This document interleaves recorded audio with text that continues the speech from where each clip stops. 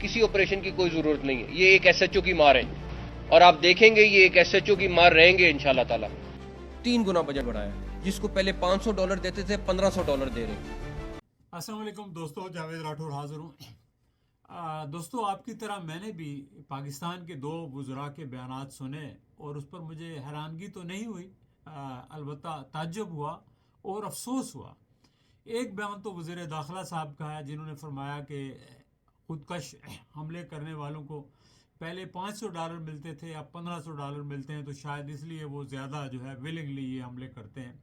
اور دوسرے وزیر صاحب نے یہ فرمایا کہ دہشت گرد جتنا نقصان پہنچانا چاہتا تھا اتنا نقصان نہیں پہنچا سکا. یعنی 32 لوگ دنیا سے چلے گئے, 200 لوگ زخمی ہو گئے, مسجد تباہ ہو گئی, تو اس کو آپ معمولی نقصان سمجھتے ہیں؟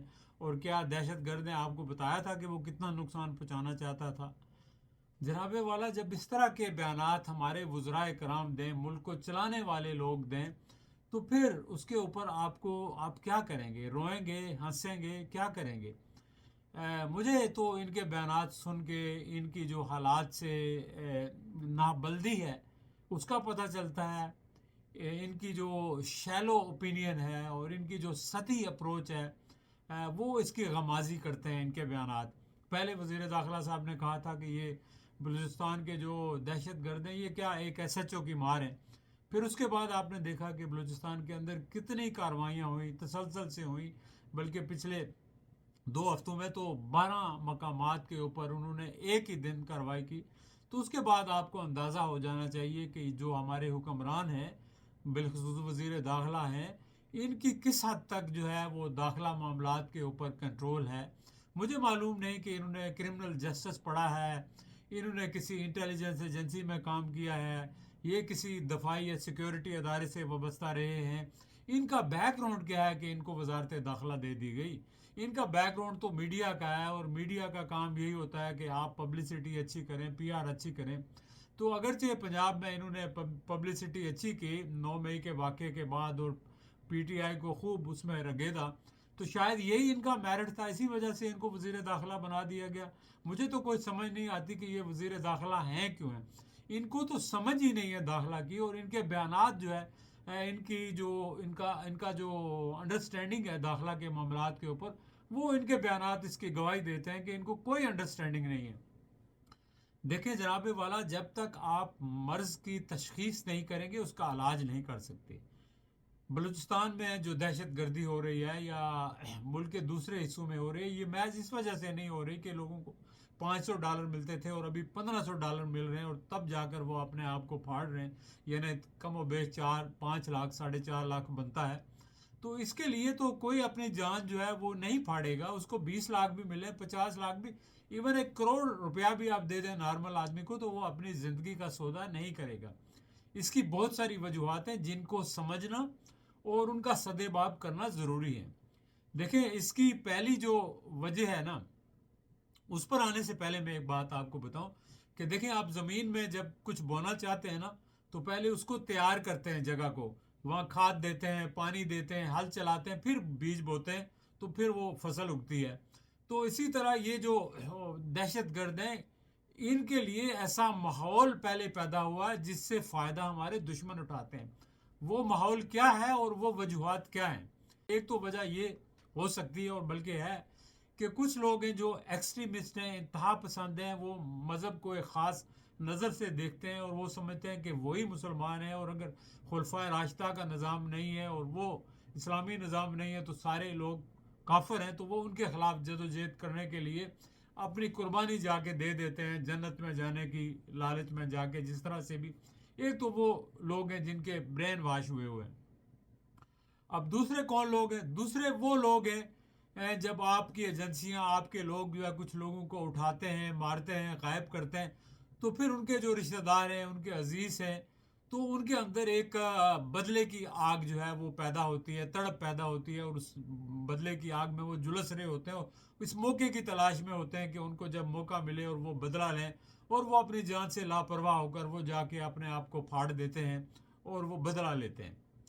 دوسرے وہ لوگ ہیں. اب تیسرے جو وہ لوگ ہیں, اور وہ میرا خیال ہے کم ہے, تیسرے وہ لوگ ہیں کہ جو غربت کی وجہ سے, جن کی یہاں بہت زیادہ غربت نے ڈیرے ڈالے ہیں, کوئی ذریعہ انکم نہیں ہے، تو پھر وہ یہ کرتے ہیں کہ کہتے ہیں کہ چلو ہماری فیملی کو کچھ مل جائے گا تو سوری ہماری فیملی کو کچھ مل جائے گا تو ہم اپنی جان کا نذرانہ دے کے اپنے بچوں کے لیے، فیملی کے لیے زندگی ان کی آسان کرتے ہیں۔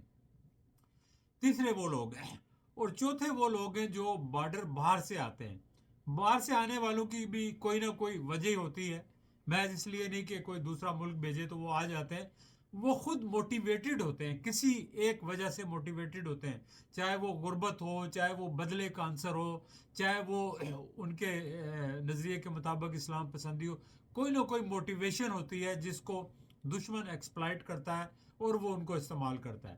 اب اگر ہم نے دہشت گردی کو ختم کرنا ہے تو ہمیں ایک ملٹی ڈائریکشنل اسٹریٹجی بنانی چاہیے اور ان ساری چیزوں کو ایڈریس کرنا چاہیے۔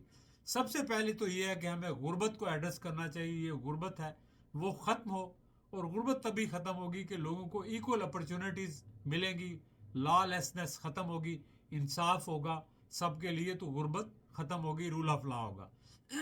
دوسرا یہ ہے کہ آپ جن لوگوں کو اٹھاتے ہیں شک کی بنیاد پر، ان کو جس طرح سے آپ غائب کر دیتے ہیں بجائے اس کے کہ آپ کورٹس میں بھیجیں، تو پھر اس وجہ سے بھی ظاہر ہے کہ اس چیز کو آپ نے نظر ثانی کرنا ہوگی کہ اس کا کیا بہتر طریقہ ہو سکتا ہے، اور آپ اس کو اوائڈ کریں تاکہ باقی لوگ آپ کے خلاف نہ پروپیگنڈا کر سکیں، نہ آپ کے خلاف ہو سکیں۔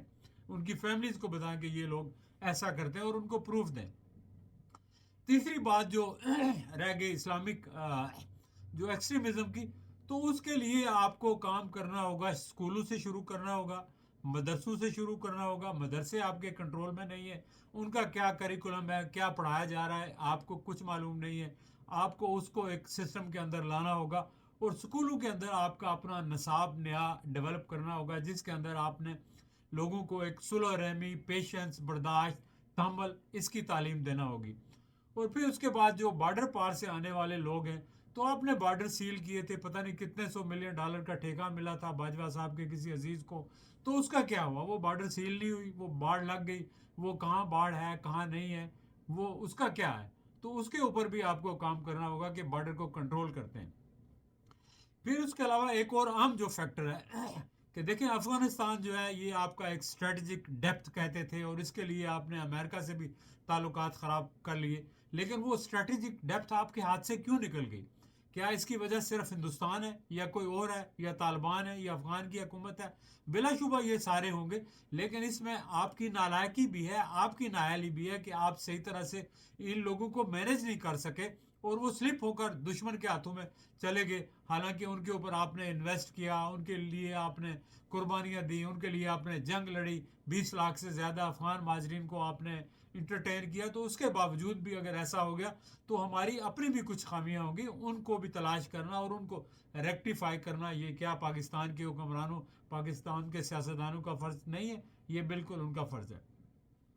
پھر اس کے بعد آگے آخری بات جو آپ کی جی کہ انڈیا جو ہے اسپانسر کرتا ہے، اگر آپ کے پاس پروف ہے تو وہ دنیا کے سامنے پیش کریں اور انڈیا کو ٹیررسٹ قرار دلوائیں، اور یہ کام کریں۔ اگر آپ کو یونائٹڈ نیشن پہ بھروسہ نہیں ہے، آپ ایسا نہیں کر سکتے، تو آپ بھی سرجیکل سٹرائک کریں جس طرح انڈیا نے کی تھی۔ آپ کیوں نہیں کر سکتے؟ آپ بھی تو ایک ایٹمی پاور ہے، آپ نے تو ابھی پیچھے ہندوستان کو شکست دی تھی 9 مئی کو، ان کے 6 جہاز اڑائے تھے، آپ ان کے 20 جہاز اڑا سکتے ہیں، آپ ان کے ٹھکانے جو ہے وہ تباہ کر سکتے ہیں، ہندوستان کو فکس کر سکتے ہیں، لیکن اس کے لیے آپ کو ول چاہیے اور یونٹی چاہیے۔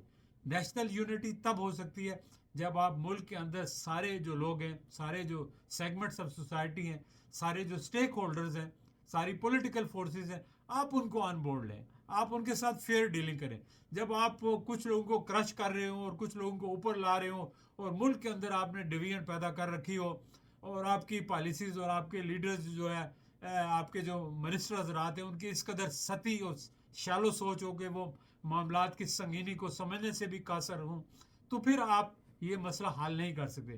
نہ آپ ٹیررزم پر قابو پا سکتے ہیں، نہ آپ اکانومی کو بہتر کر سکتے ہیں، نہ ملک کے اندر پولیٹیکل سٹیبلٹی لے کے آ سکتے ہیں، نہ باہر سے انویسٹر لے کے آ سکتے ہیں۔ یہ ساری اپنے آپ کو دھوکہ دینے والی بات ہے، قوم کو دھوکہ دینے والی بات ہے، اور خود الوژن میں رہنے والی بات ہے۔